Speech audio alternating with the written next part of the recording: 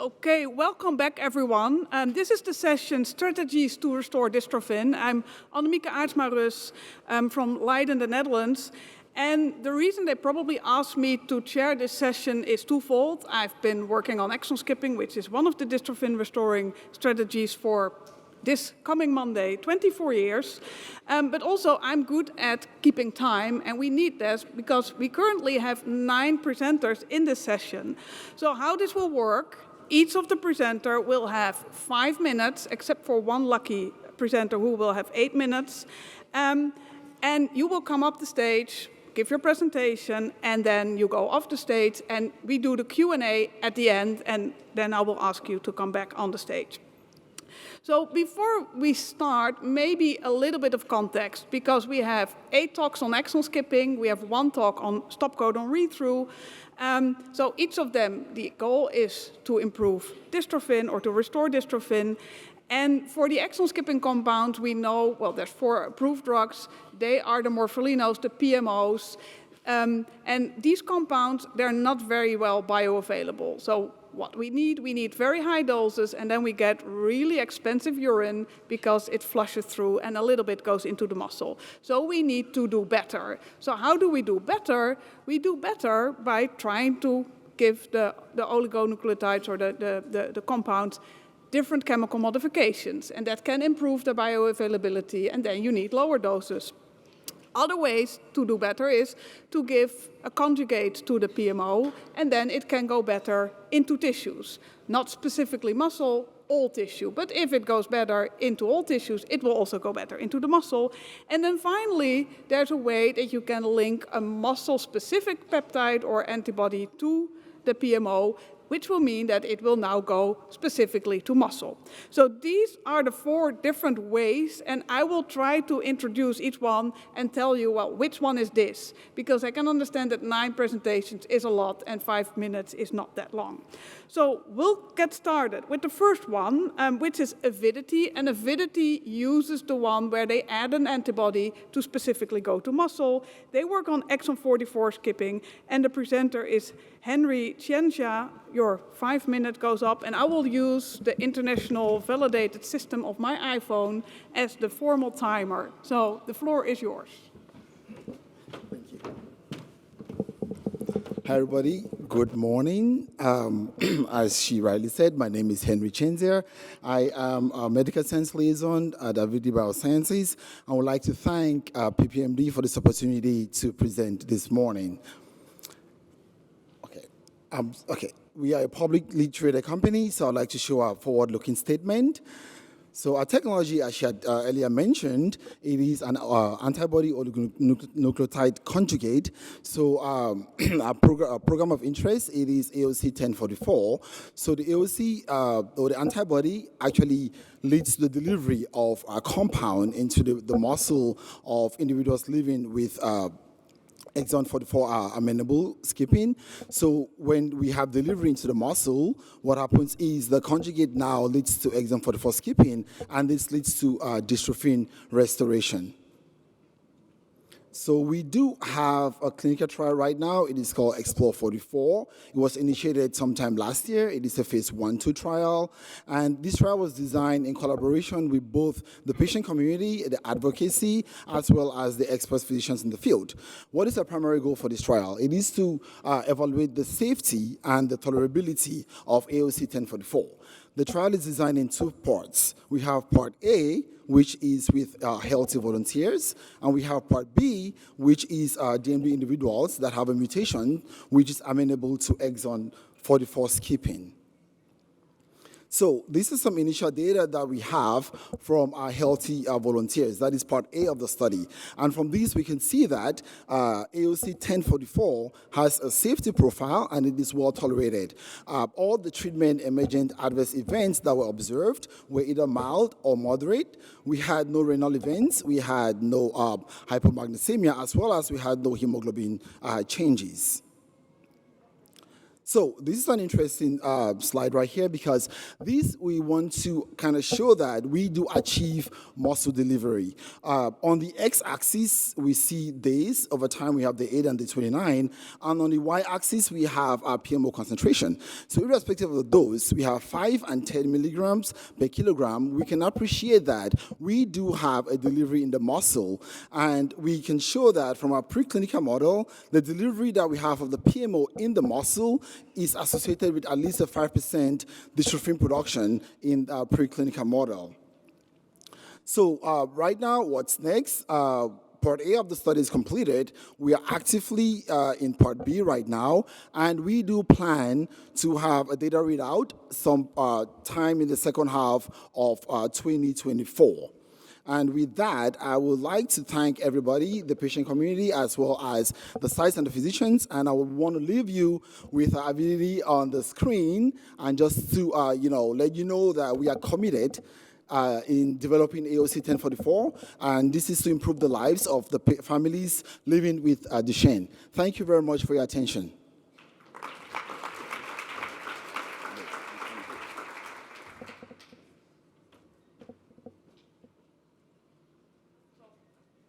Thank you very much. So that was 3.5 minutes.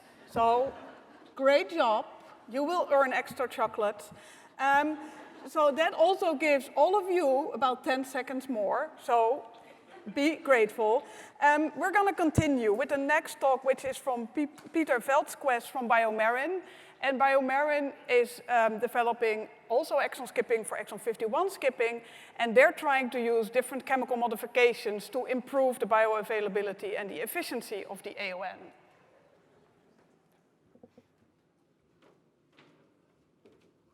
Oh, awesome. Cool, there's a timer up here. I don't need this one. So thank you very much, everybody, for coming to listen to the talk. I'll try to keep it in 5 minutes. As you know, my name is Peter Velzquez. I am the early development lead for BMN 351, which is a molecule I'll be talking with you about today. So we'll break the talk up into two segments, one on the research segment and two to introduce you to an ongoing clinical trial that's available outside the US right now. So I'll preface all that with patients are really at the heart of everything that we do at Biomarin. And on a personal level, as a parent with a child with complex congenital abnormalities, I can certainly empathize with the caregivers here in the challenges that we face in providing the care that for our loved ones. The obligate legal forward-looking statements. And now our research to create a possible treatment for DMD. The drug that we're working on is called BMN 351. It is an antisense oligonucleotide under the investigation for the treatment of boys with DMD who are amenable to exon 51 skipping. So that's a key part, amenable to exon 51 skipping. 2 parts in the early phase of development is really with the goal of targeting a site on the mRNA that's going to allow us to maximize exon skipping, and to modify the molecule itself to increase the stability and the strength of binding, which in turn the goal is to increase exon skipping. So this is data from preclinical animal studies on the x-axis. This is looking at different target sites to skip the exon, and on the y-axis is our relative skipping. So you'll see, is there a laser pointer on here? So you can see in purple, we're targeting a novel site with BMN 351. We've been able to identify a novel site with this molecule that is distinct from all other clinical disclosed programs, and that leads that molecule allows us to drive a relatively high abundance of exon skipping. In animal models, I want you to focus on the green dots on these graphs, where we dose animals for 13 weeks and then look to see how long the drug stays around and look what its biodistribution looks like. And we think these numbers that we're getting are impressive and can be impactful. So at week 17, which is 4 weeks after we discontinue dosing, and at week 21, which is 8 weeks after we discontinue dosing, you can see the drug sticks around in both skeletal muscle and in heart. The cardiac penetration, we believe, is quite important as well, and distinguishing from other exon skippers. In non-human primates, we see impressive data, again, which is a dose-dependent response to percent exon skip on mRNA. And again, we see a good penetration in skeletal muscle as well as heart. So what's the safety profile? Or I should say, what are the safety results for BMN 351? They're consistent with other exon skippers. And now our newly opened clinical study of BMN 351. What does the trial look like, and who can join the trial? The trial is targeted for patients age 4 to 10, male, who are ambulatory, who have been on steroids and have not received gene therapy. Where is the trial underway? It's in Europe in multiple countries, UK, Spain, Italy, Turkey, and Netherlands. And then, of course, I'm sure a question is going to be, are you planning on coming to the US? Yes, we're making efforts to come to the US. What should participants expect as they visit the study center? They should expect IV weekly dosing, continuous monitoring for safety, with weekly visits to the clinic and some overnight visits. How long will the study last? Up to 17 months, depending on when the participant joins. And if safety is acceptable, then the patients will roll over into a long-term extension study, which will continue to evaluate safety and some efficacy, PK/PD. So the summary, BMN 351 is an antisense oligonucleotide under investigation for the treatment of boys with DMD who are amenable to exon 51 skipping. We have an ongoing ex-US phase 1, phase 2 study focused on safety. And you can always contact us for more information. Thank you. 6 seconds left. Got 6 seconds left. Good.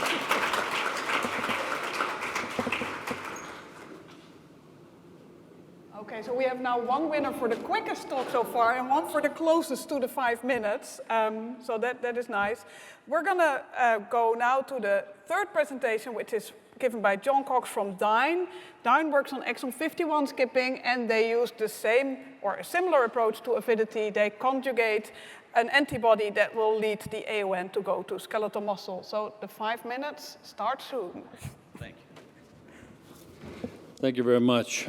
My name is John Cox. I'm a CEO of the company.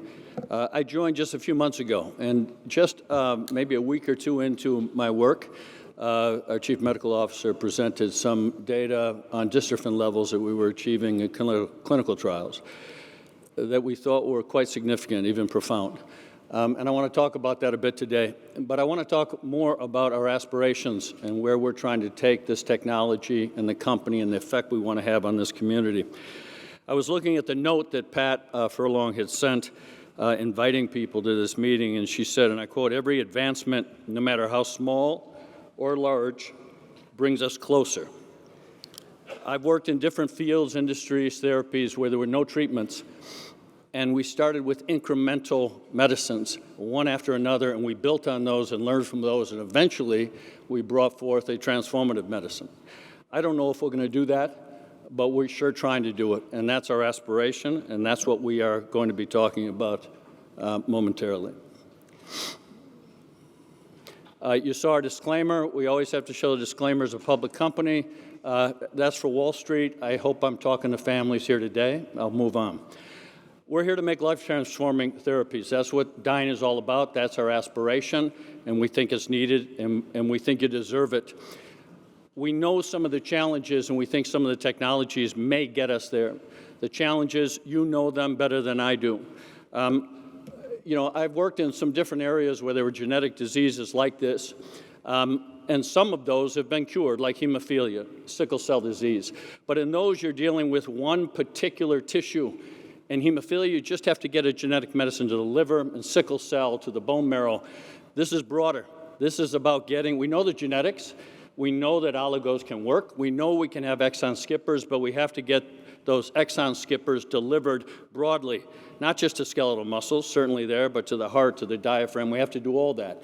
The question, the challenge has been delivery, and I joined this company because I thought they had some very novel technologies for delivering medicines, genetic medicines like oligonucleotides.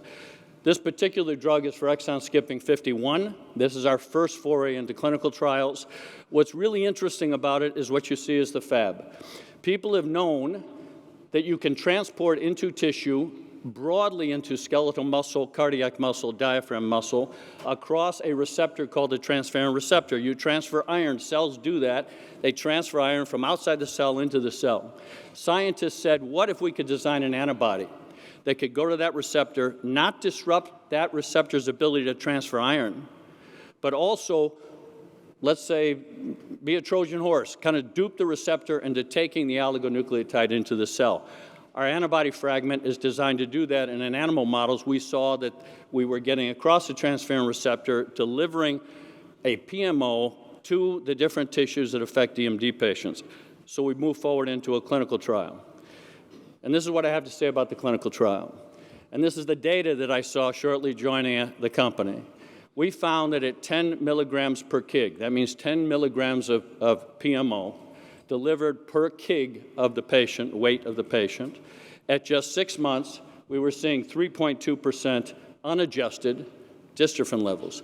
That number is beyond what people have seen, I believe, with this particular exon ever before. And that's at 10 mg per kg. And we even were starting to see some trends, just trends. It's small numbers. I don't want to overpromise. It's small numbers, but some trends in functional benefit. It's not statistically there yet. So then we said to ourselves, is that enough? I think we've got to do more. Is it enough to transform the treatment paradigm at that? I don't know. But we do know that with our product, we can go up to 40 mg per kg. And we have made the decision now to move up to 40 milligrams per kg, and we are dosing patients at that dose, which is 4 times the level that you saw, the 3.2. I don't know what the dystrophin levels will be. I don't know if they will be consistently dose responsive, but that's our aspiration, and we hope that it will, and then we're going to find out if it does. I will tell you that no matter what happens, we're going to be transparent. We're going to tell you the truth. We're going to generate data that stands the test of time.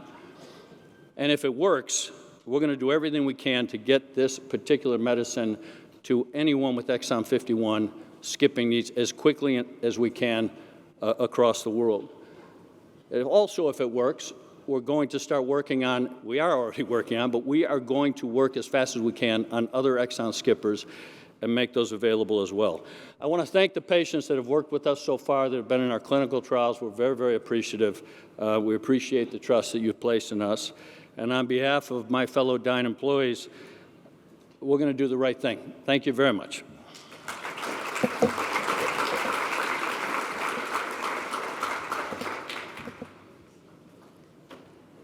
Thank you very much. We're going to move now to Mahasweta Girgenrath, or Sweta as she is more commonly known, from Entrada. And Entrada uses a small peptide to improve delivery to all tissue, so then also skeletal muscle. And they are working on exon 44 skipping.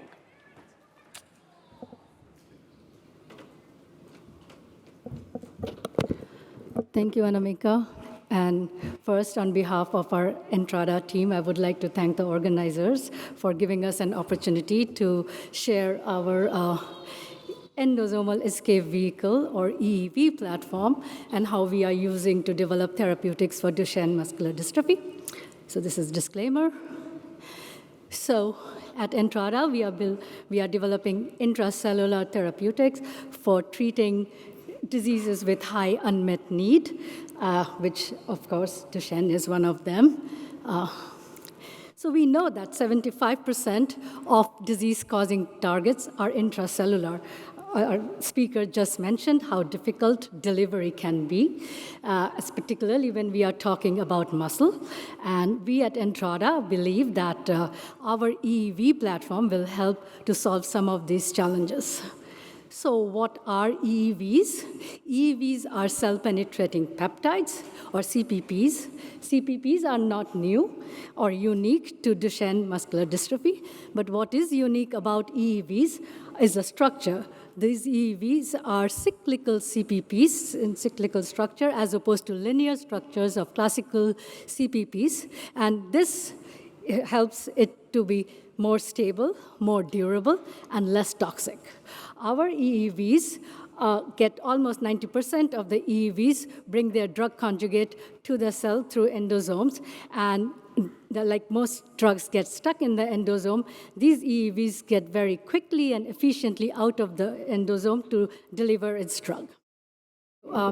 So what I'm showing you in this slide is a snapshot of our preclinical data with our ENTR 60144, which is our first clinical drug in the clinics right now. So what I would like to emphasize is that we see very robust exon skipping across species. In the mouse, in the blue, and in yellow is for non-human primates, and in the green, in the far right, is in patient-derived cells amenable for exon 44 skipping. So two important points to take away from this slide is that we see, as I mentioned, these EEVs are very durable. We see a very long duration of effect of at least 12 weeks, which will allow us to go into patients for dosing them every 6 weeks time point, which would be good.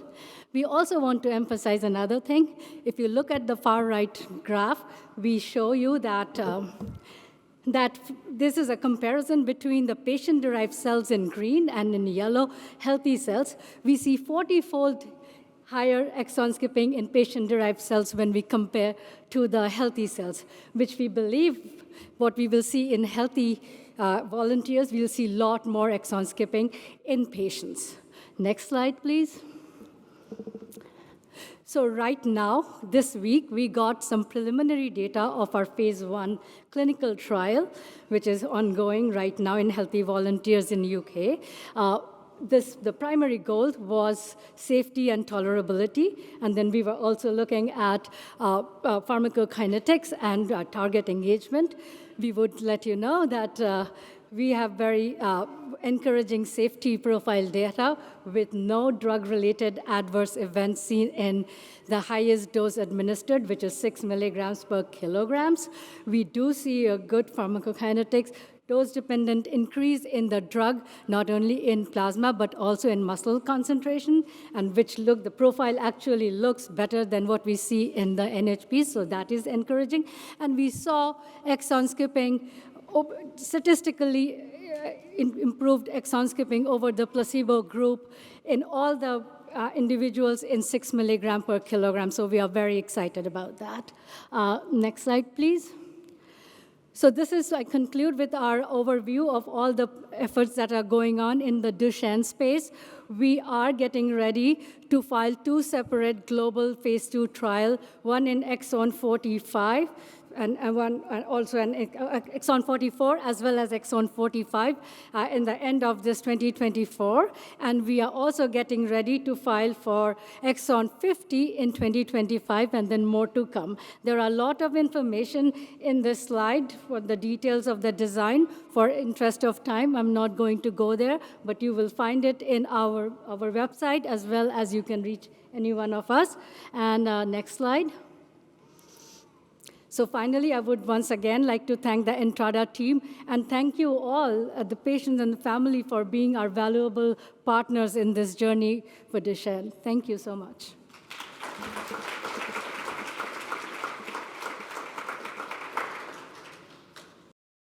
We're going to continue with the next speaker, who is Leslie Magnus from NS Pharma.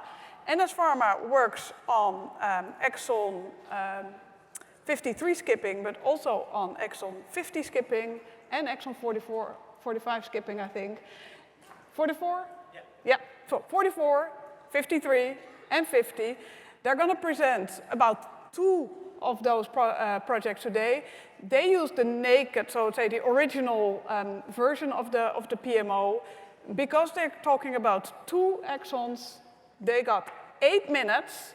So that hopefully solves Sweta's problem. And well, the 8 minutes are yours, and it says 5 here, but I'll make sure you get your 8 minutes. So, hi everyone. Obviously, I'm not Leslie Magnus. She's my boss, but I'm here in her stead. I'm Robert Crozier with NS Pharma.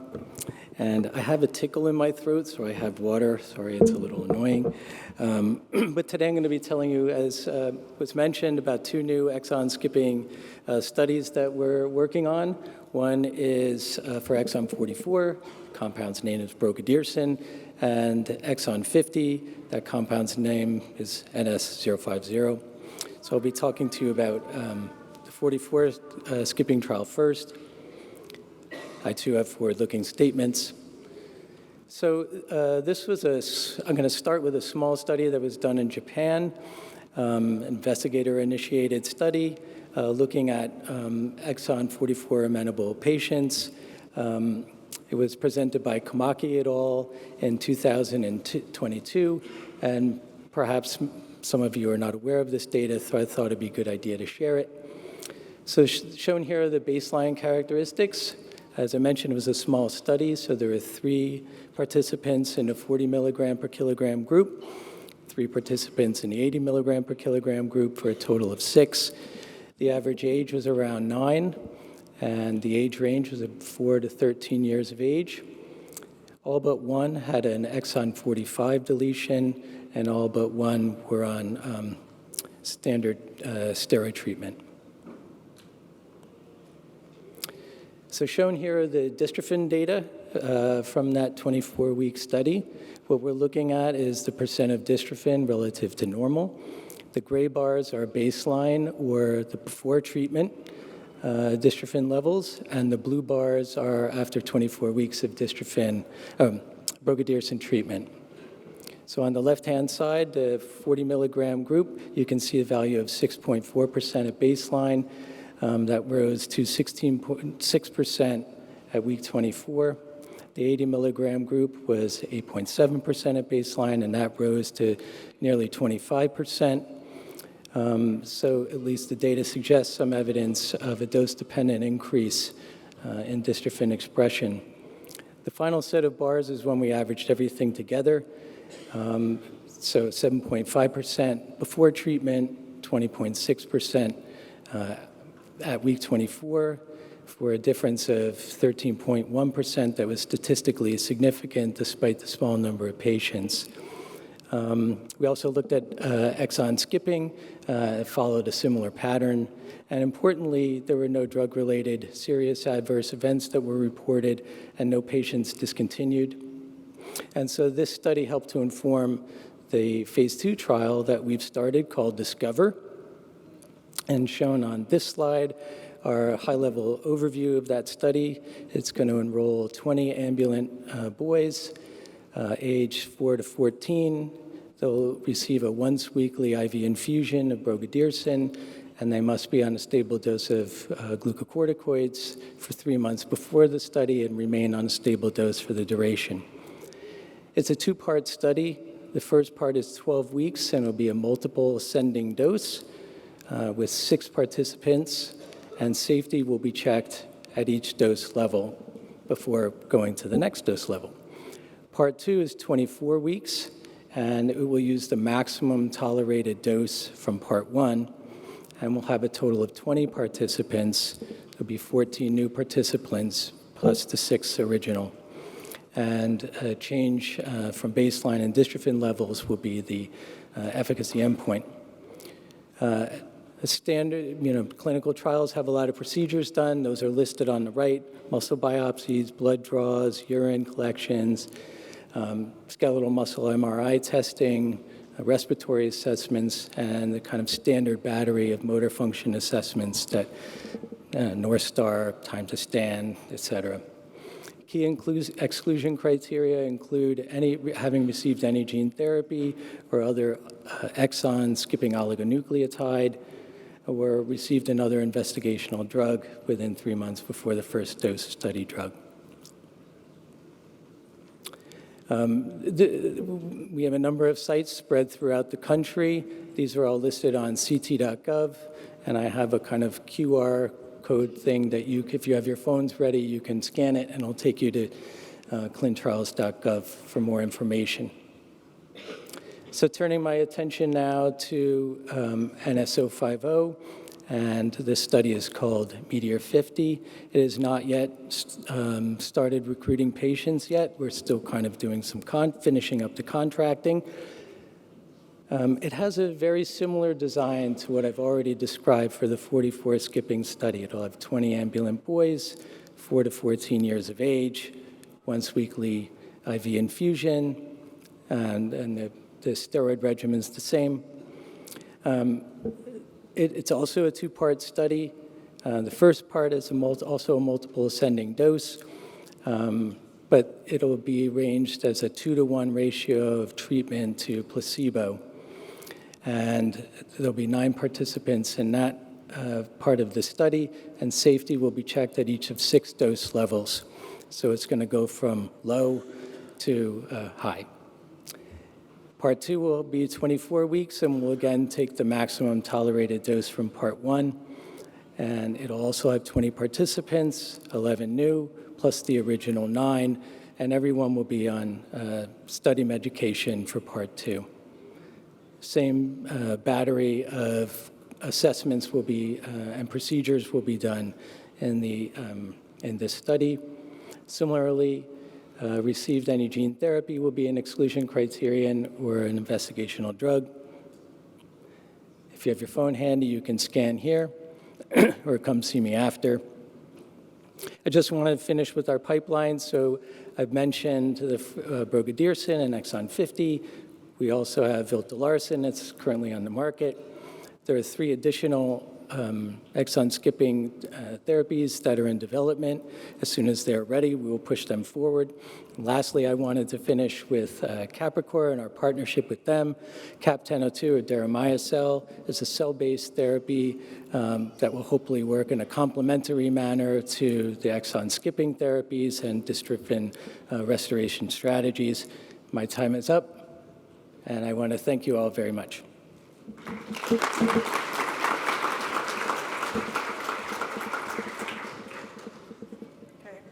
Thank you very much, Robert. And it was written correctly here, but I had the old schedule with me, so I called you, Leslie. So we're now going to go to Pepgen, presented by Bassem Morcos. Pepgen works on exon 51 skipping, and like Entrada, they have a small peptide, a different peptide, but a small peptide that improves delivery in general.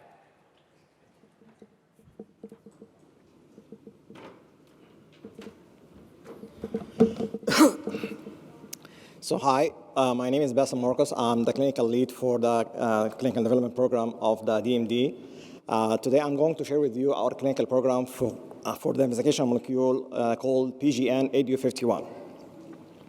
So I'd like to start by our commitment. So Pepgen is committed to transforming the lives of people with severe neuromuscular and neurological disorders with our enhanced delivery oligonucleotides, which I'm going to mention till the end of my presentation as the ADUs.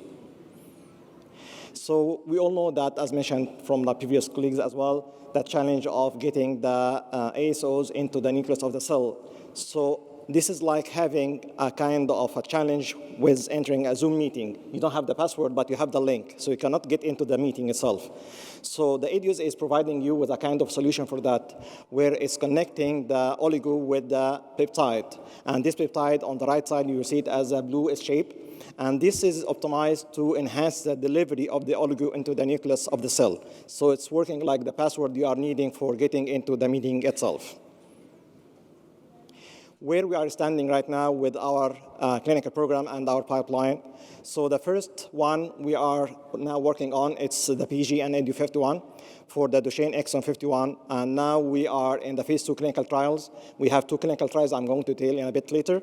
And we have also in the preclinical phase the exon 53.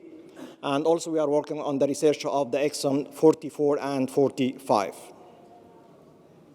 What we have seen from the preclinical data in the mice and monkeys clinical trials, we have seen a significant increase in the exon skipping And also we have seen robust data about the dystrophin and the tissue concentration. Also, we have seen robust data coming from the phase 1 clinical trial in the healthy volunteers. It was about the high levels of delivery and exon skipping. And that was also with a well-tolerated and safe profile. So what about the phase 2 clinical trials? We have 2 clinical trials. We have the Connect one, which is taking place only in Canada. And this is a phase 2 open-label study for a 3-month period of treatment, followed by an open-label extension.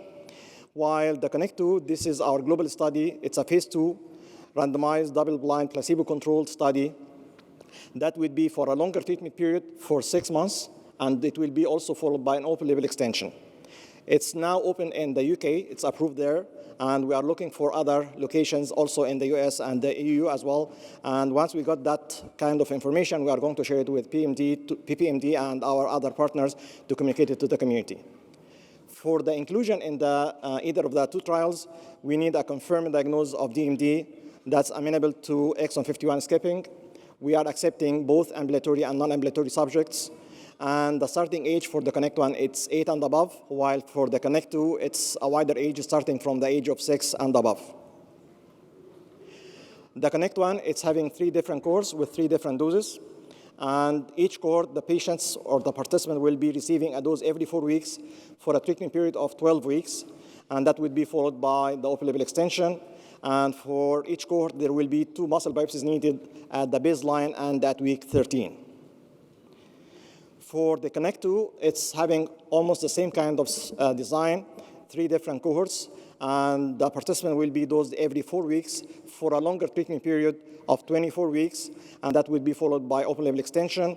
There will be a randomization in the ratio of 3-to-1, where 75% of the participants will be receiving the active drug of PGN-8051 and 25% receiving the placebo.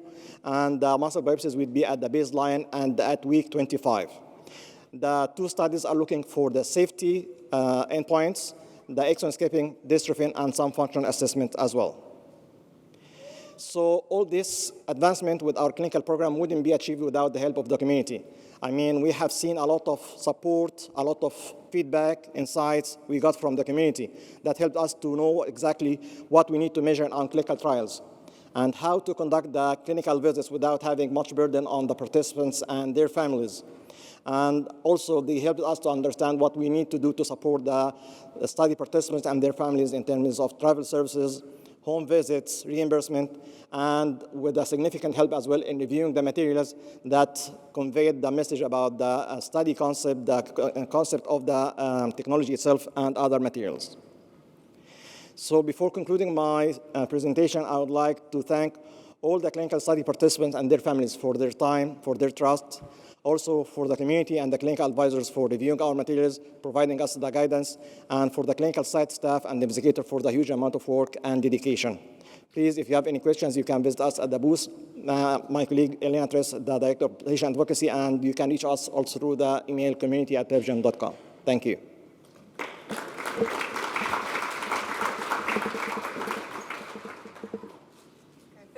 Very much. So far, everyone is really sticking very well to time, so let's keep it that way. We are going to switch gears now, because we will have PTC, and PTC does not work on exon skipping. PTC works on stop codon read-through. And the way this works is that for a specific type of mutation, so most patients have deletions, but some patients have a small mutation within an exon, and sometimes this small mutation is a typo that says instead of an amino acid code, stop.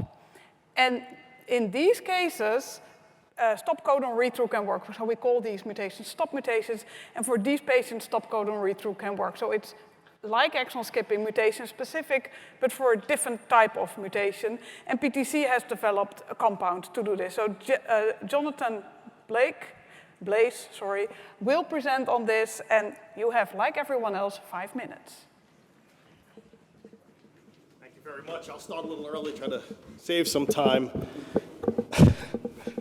morning, everyone. My name is John Blaize. I'm a senior medical science liaison at PTC Therapeutics, and it is my privilege to be here with you today to discuss a little bit about PTC's read-through therapy, Ataluren, for the treatment of individuals with nonsense mutation DMD. Before I begin, though, it's really important that I take a moment to thank Pat and the folks at PPMD, not just for giving industry partners the opportunity to provide these types of updates, but also for their enduring partnership and unwavering support for the past 20-plus years. For those who don't know, PTC was founded over 25 years ago around the discovery of Ataluren. And it's because of the support from PPMD and this community that they were able to help pioneer the study of Duchenne muscular dystrophy in addition to other rare illnesses, all with the intent of bringing transformative, novel therapies to those with the highest unmet medical needs. So there was a bit of a review a moment ago. I'm going to go through it quickly again. There are three broad categories of gene mutations that are associated with the dystrophin gene, or the DMD gene, the largest gene in the human genome. About 65% of individuals living with Duchenne muscular dystrophy will have deletion mutations, whereby a portion of the genetic code is lost from the gene sequence. And of course, this has significant consequences on the structure and function and expression of the dystrophin protein. About 10% of individuals have duplication mutations, whereby, as the name would imply, there is a repeat or a duplication of a genetic portion of that sequence, that code. And 25% have these small mutations. And small mutations include just the change of a single nucleotide, one letter in the genetic alphabet.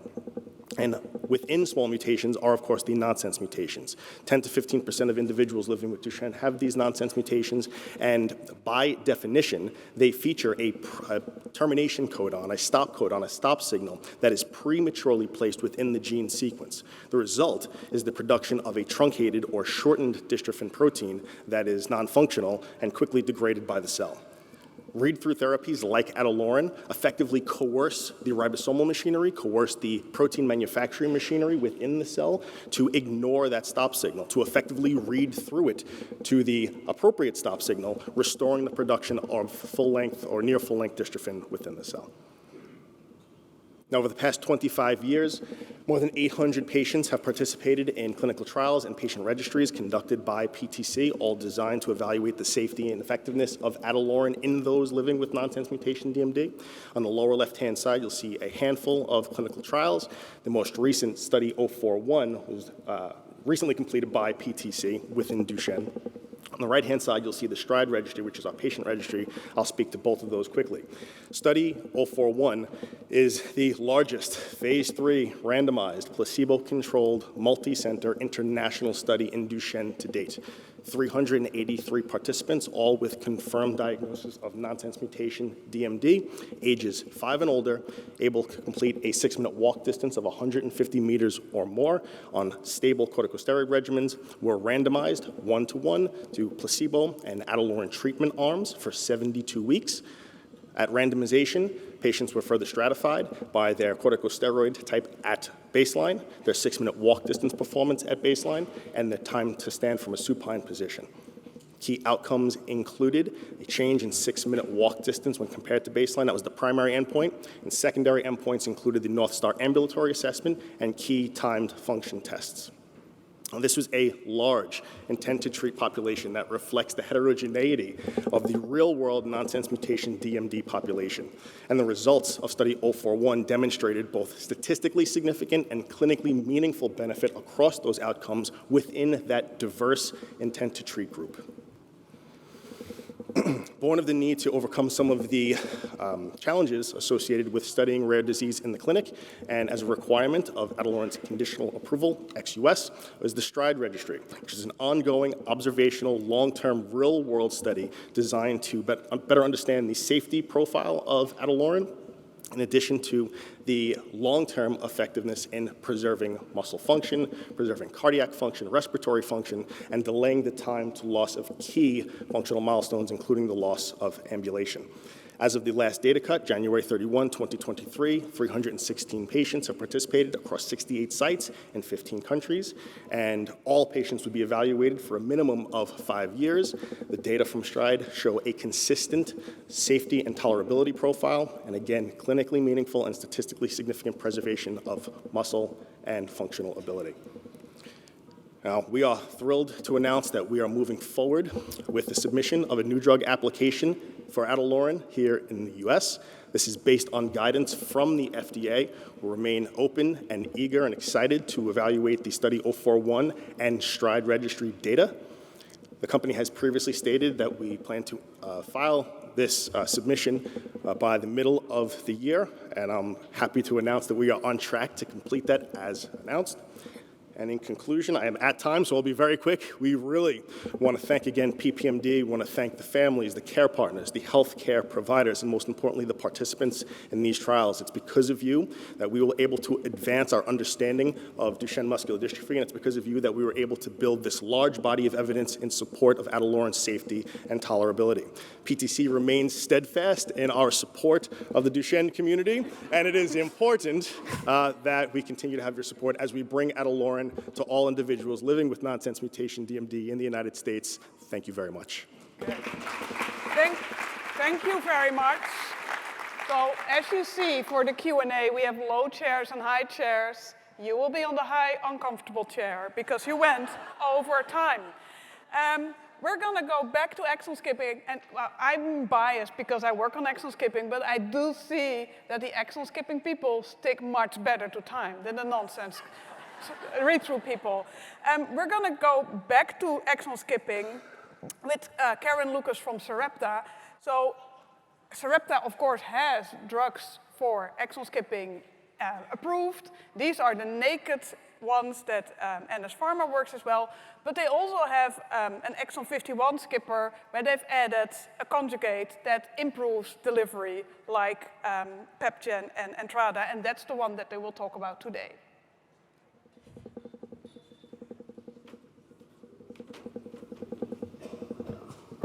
Hello, my name is Karin. It's a pleasure to be here with you today. I want to start off by congratulating Pat and the entire PPMD on the 30th anniversary and on the tremendous work that you've accomplished over the last 30 years.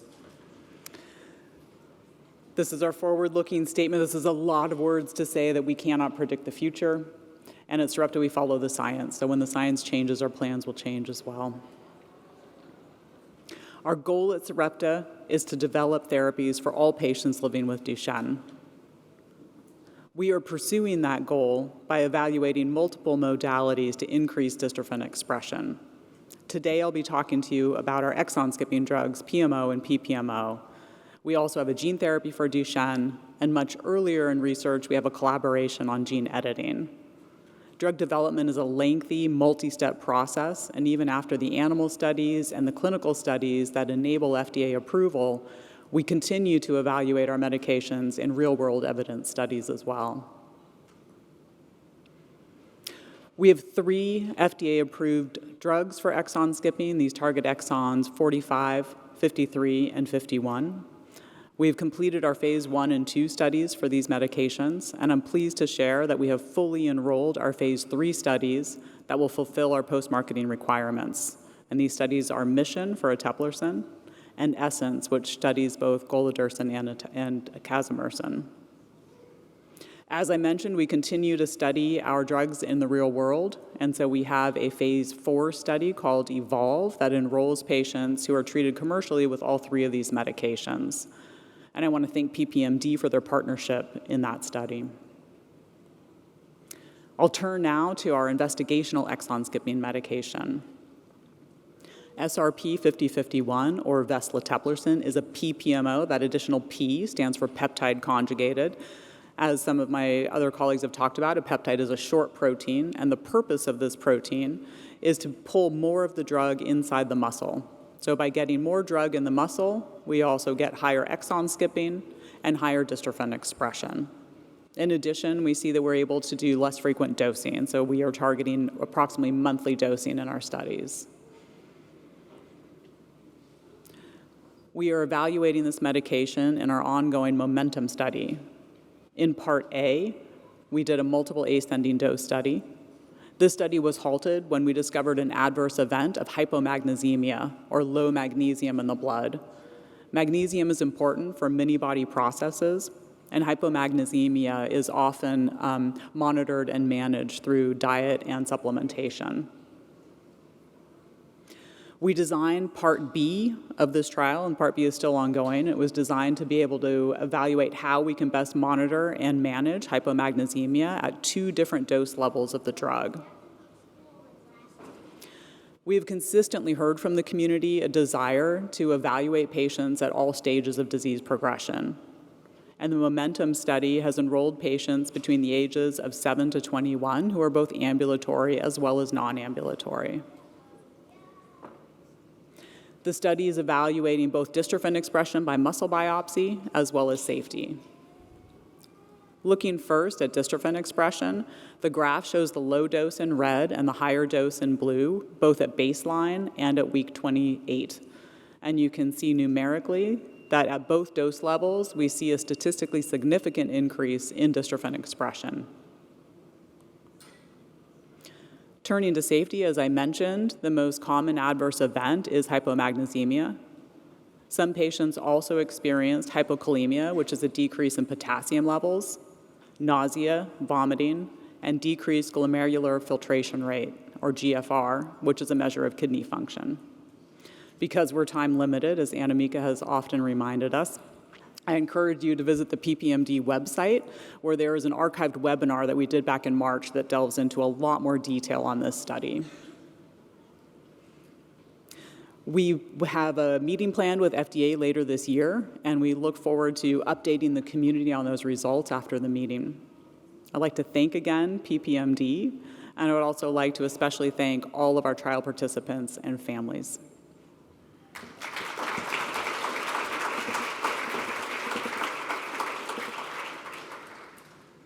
Thank you very much. And as you see, exon skippers do better than stop codon read-through presenters.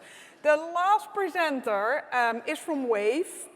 We're now going back to an oligo or an AON or an exon skipper without any conjugates or addition, however, with a different chemical modification. So Wave works on exon 53 skipping at the moment, and Angel Angelov will present. You have 5 minutes. Thank you.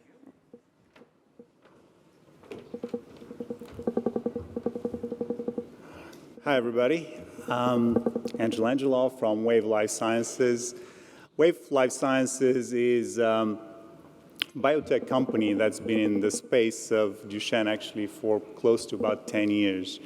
And that is why after a couple of trials, one particular molecule that we went in clinic, we know what good is. And when our chemists have the new PN chemistry, we were really excited about the potential.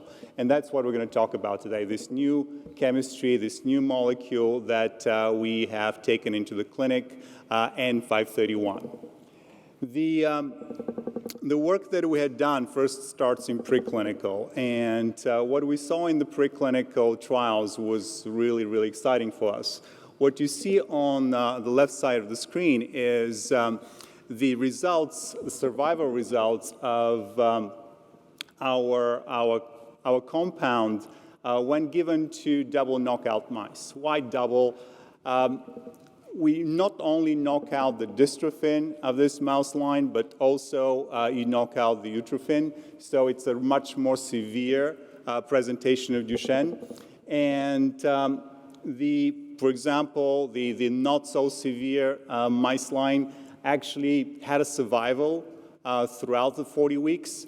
But with the one that we actually tested on, you could see that survival without the chemistry we used was only to about 13, then to up to 20 weeks. So that was really encouraging for us. The other piece that we saw was we restored the muscle and respiratory function of close to wild type. That is something that, again, gave us a lot of belief in the molecule that we built. And so we progressed our studies in the preclinic with non-human primates. And only after really 4-dose administration, we saw really high levels of concentration of the compound in the muscles. We saw high levels in the diaphragm in the heart. And one of the things that we wanted to complete that preclinical picture with is just to show you the data, the dystrophin data with human-derived cell lines. We showed about close to 70% dystrophin. And going to the previous slide, actually we saw with this mice lines that we showed you, that I showed you, we saw about 60% dystrophin also at 40 weeks. With all that hope, we went into the clinic, and the first part of our trial was really finding the right dose, the clinical dose that we wanted to go into larger scale trials. And that dose we established was about 10 milligrams per kilogram. We used that dose with only 3 dosing every other week on 3 patients with Duchenne's and amenable to exon 53 skipping. And the primary objective was really the safety tolerability, but we also wanted to look at the muscle concentration. We wanted to look at the localization of where our compound goes to, wanted to see the exon skipping too. And from a safety perspective, no severe or serious adverse events. No one discontinued the trial, where we had no stopping criteria that were met, and that gave us a lot of cushion going forward with the belief that we have the right dosing and the right compound. But before I talk to about these next steps, I want to show you the data that came from those first 3 patients. We have mean muscle concentration of 42 micrograms per gram, which is really, really good. So this new PN chemistry really did what it's supposed to. It goes into the muscle, and really compound is there in a high concentration. The mean exon skipping, again, only 3 doses, was 53%, ranging from upper 40s to low 60s. And the half-life that we saw in plasma was about 25 days, so really long half-life. And the other piece that was really exciting, something that hadn't been talked much about because we really haven't seen that kind of data before, was the uptake in the myogenic stem cells. It is very, very promising because it has the potential for the future muscle regeneration. So this is the trial that's ongoing, fully recruited, 11 patients, open label trial. We're going to look at, of course, safety first, but also we're going to look with muscle biopsies about the results at 24 weeks and 48 weeks.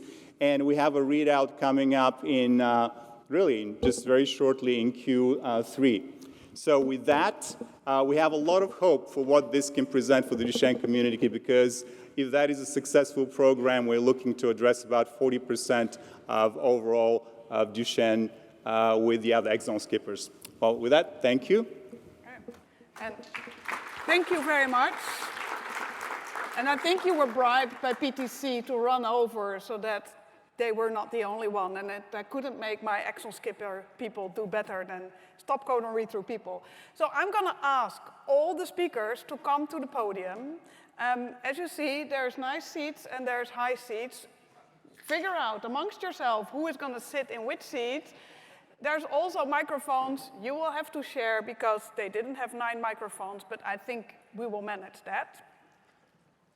And then people from the audience can ask questions, but of course I also have some prefab questions, so we will start with that once everyone is situated. So,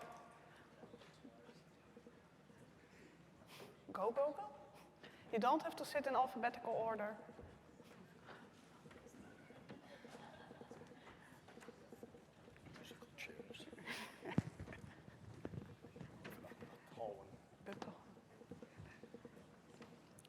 Okay, so while you are installing yourself, I see there's already questions lining up. So first, yeah. Hi, good afternoon. My question is for everyone for exon skipping. We have seen some amazing data for 51, 53, and I've been asking this for many years now. How is it that we are going to proceed for the rest 44% of the population, which is rare mutation? And is it going to be a long road ahead for us? anyone who wants to go first? Well, Yep. I think it okay. turns total. Yeah. Well, I can try. Listen, we selected exon 51, I think because we knew it was a hard one to skip, and we wanted to get some proof that would work. You know, we've been evaluating other exons that we can work on, and you're talking about even more rare. You know, part of our production, the fact that we have a platform, what you saw on the platform was I described a fab and a linker, and then we can change the payload. So what we're hopeful is that, and in fact, we're using that same platform right now in myotonic dystrophy, but with a different payload. So I'm hopeful that we can get to someday in the future more of a standardized production process that we can switch out payloads. I wish I could say it's tomorrow. It's not, but it's a concept, and it's a concept that seems possible. And like I said, we're gonna try. So thank you. Yeah, I would like also to echo what mentioned by John right now. I mean, we have the same kind of platform, and we are looking for a kind of stability of what would be the results coming from the exon 51 first, and that would lead the way to a kind of more research into the other exons. I mean, we are looking right now into the research of 45 and 44, but still we need to make sure that we are at least having the preliminary results from the 51 before moving forward with the other exon skipping. So it's coming, but I cannot give you a kind of a definite timeline for that as well. Thank you. Anyone else wants to? Yeah, I could chime in, and I think with whatever was said, timeline is challenging to predict on. But I think, you know, we are looking at how can we deliver, right? We have a vehicle that we could deliver to the muscle. I think that would be great with everyone on the platform. Once we get that, then that is something that we could, you know, work on better. But timeline, unfortunately, we really cannot put a timestamp on that. So if I can summarize, I think once we've solved the problem of delivery to muscle, then we can go to look to the next exon, but now we need the larger groups in order to see whether it works or not. I think, is that the... Can I add one other point to it? Just for this community, I think, to make it happen, we need really clear regulatory pathways around platforms. You know, to run a trial one at a time will take too long. So I think working with regulators and this community working with regulators, we've got to figure out a way to make this happen in an efficient way. Yeah. And maybe a personal note from me. So I think once we reach a level of dystrophin where we see, okay, if we see dystrophin after 3 months or 6 months, if we see this amount of dystrophin, and we now know that in a 1-year trial, a 2-year trial, maybe even a 3-year trial, but we know that then we will see an effect, then the discussion with the regulators to say, okay, so X% of dystrophin is enough, and we don't have to do a large phase 3 trial, which we can't with many of the exons, then that discussion will become easier.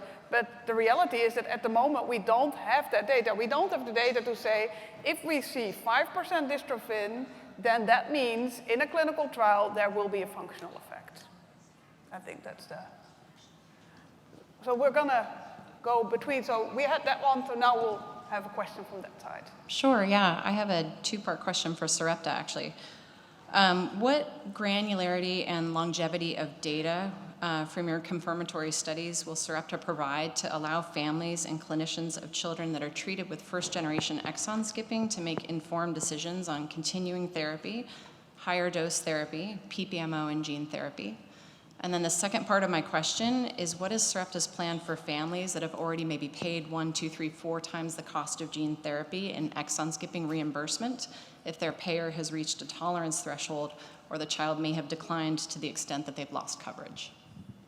I appreciate your question. I'll see if I can answer them both. So, you know, to your, maybe I'll do your second question first, or your, sorry, with the first question, my mind's gone blank. I apologize. Thank you. On the data granularity question, I appreciate that. So we have continued to publish, and we will continue to publish data as it comes out. As I mentioned, our mission study and our essence study are ongoing, and so with ongoing studies, it makes it really challenging until those studies complete to be able to continue to publish. But we do plan to share data as it becomes available, both in scientific forums and also in forums such as this with the community. In terms of access to therapies, we have our Sarepta program, which will help patients to be able to figure out how to access therapies. We work very closely with them. And we have, several programs, both for our exon skipping in particular, that helps patients to access therapy, and then also programs for our gene therapy to be able to help with patient access. Okay, thank you. So we're now going to move to that side. Hi, my son has had gene therapy and has exon 44 deletion. So what options do we have by combining, like combination therapy pathways? Are the protocols written for that yet? Or are they still in the works? Or do we need to go into trial to explore that? What does that look like? Maybe I can just start out by saying, like, we don't have formal studies where that's been evaluated, and that we don't, have current plans to do that evaluation. There certainly have been patients, and Dr. Proud spoke about this yesterday, who have been treated with exon skipping and then have subsequently been treated with gene therapy. And I think we'll be in that realm now in a lot of real-world evidence to be looking at what patients' decisions make along with, when they consult with their clinicians in terms of is a combination therapy appropriate, what combination with all the different things that are becoming available. I'm sure others have thoughts of, what's available with clinical trials if patient has had gene therapy already. Yeah, I know for us that we have some patients outside of the clinical trial setting who have received gene therapy and are also now on exon skipping therapy. Probably one of the main issues would be safety. So far, from what I understand, there have been no safety concerns. We've been working with the investigators to try to bring some of that information to meetings such as this. So hopefully we'll have something more to say about that in the future. So, of course, at Entrada, we are just starting on, and because you said you are working on 44, so we are, right now, we are not, for clinical trial purpose, that is not being included, people who are on gene therapy. However, I think what is needed right now, which is missing, is some preclinical work to understand how these combinations will work. So we would be at least making some effort parallelly to understand those questions so that we can answer them better. Thank you. So maybe from the mouse doctor on the stage, I think this is also something that ideally we do study in mice, and I don't know, mice are not humans, but it would still be nice, like if we want to see whether there is any side effects, then ideally we see that in mice rather than in humans, obviously. And so I think that would be my addition. We're almost halfway through, and I see a lot of people that still have questions. So we're going to try and increase the pace a little bit. We go to that side.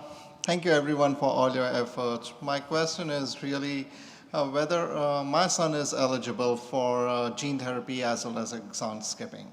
With that being said, it's very difficult as a parent to decide which way to go, whether should we go with the gene therapy now that's approved, and there are several trials which are for exon skipping.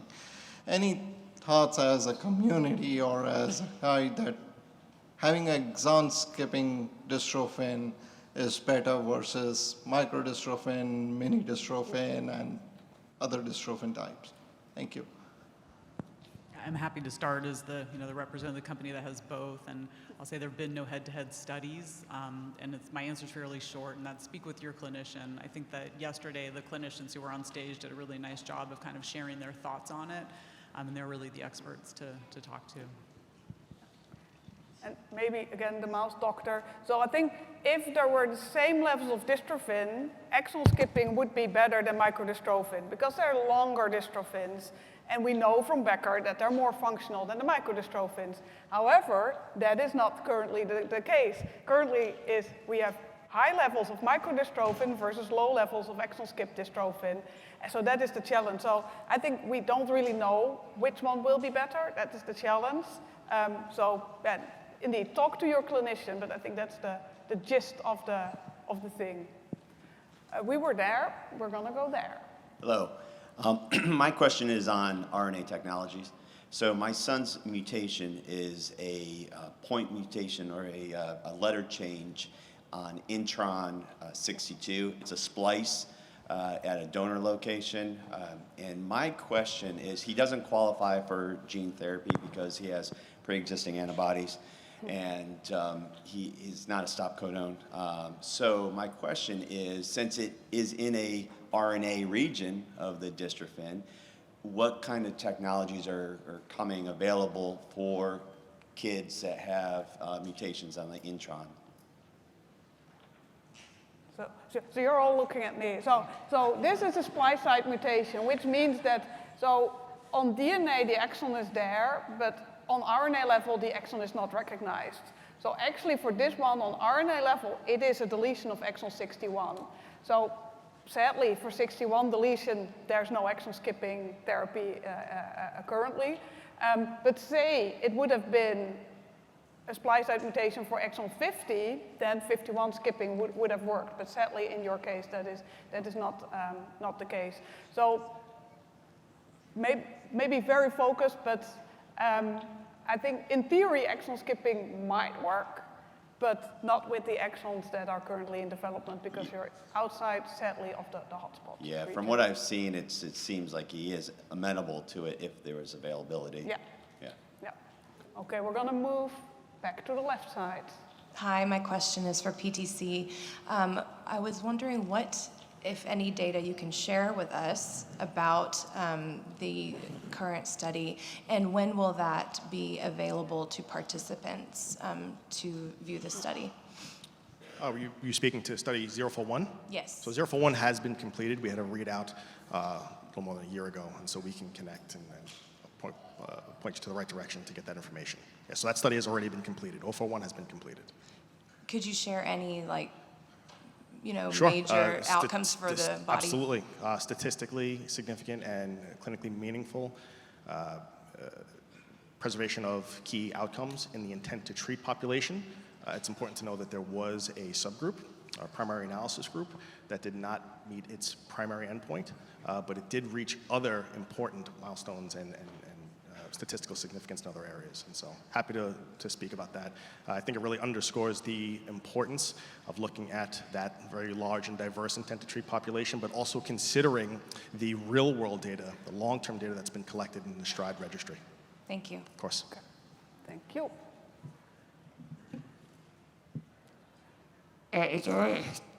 In order for there to be muscle regeneration, is it necessary for the myogenic stem cells to be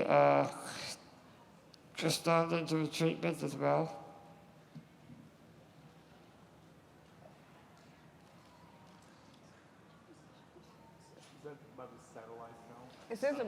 Are you asking about satellite cells and regeneration?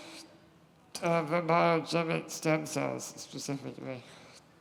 Myogenic stem cells. So do they know whether exon skipping also works on myogenic stem cells? Yeah.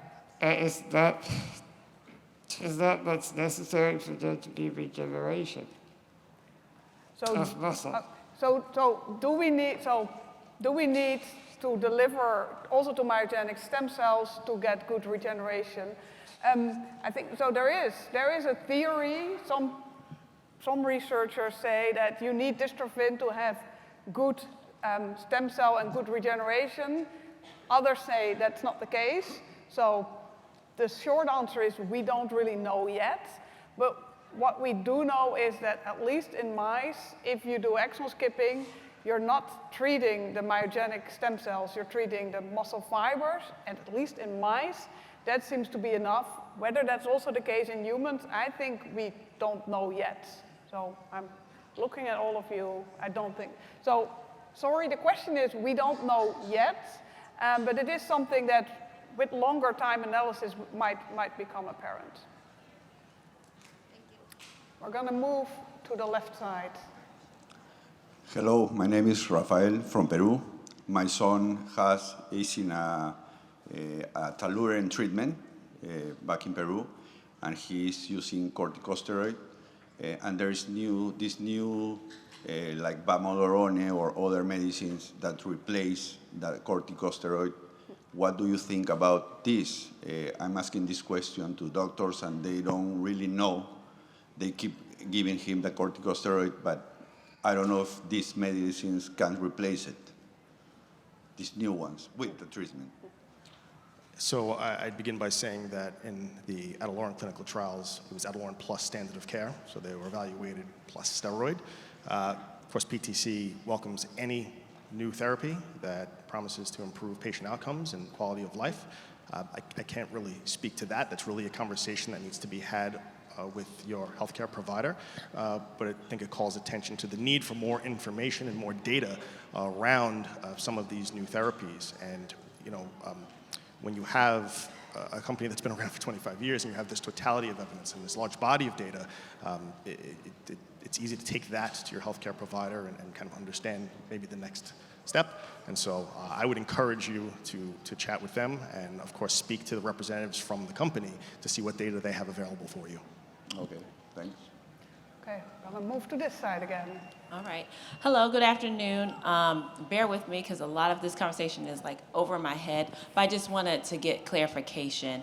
So I have two sons that have a premature stop code at exon 21, and I just want to make sure I understand that because it's a stop code and not maybe a deletion, that maybe what PTC cares was Therapeutics, I'm sorry, what you were just talking about would be relevant to me. And because I get a little bit confused in terms of if an exon skipping type of therapy would be something I need to look at, or if it would be what you were talking about with the PTC Therapeutics. Is it a genetic has there been a genetic confirmation of a nonsense mutation, a premature stop codon? I think so. I'm looking at it right now to make sure, but yes. Come see me after the session, and I'll have a look at it, and I will tell you.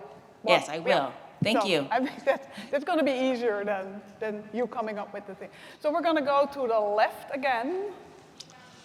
First and foremost, I want to say thank you all for all the strides that you guys are making for our families and trying to accomplish something huge here that'll affect everybody in the future as well as now. My question, I guess, is for Sarepta at this point. I saw on your slide and, on some of the literature that I've been reading, all the upcoming things with gene editing, so on and so forth. It's kind of wanted to pick your brain about how that was in comparison to gene therapy. What are the differences? What are the, things that you guys are seeing as far as benefits to gene editing versus gene therapy? And in view of time, please, a 30-second answer. I'll be quick, and then we can also meet at the break if you have more questions. But very briefly, I want to say that the gene editing is very early in the pipeline. So this is in cells and animals. It's very early on. We don't have any sort of time frame of when it might even come into clinical trials. So I want to start with that.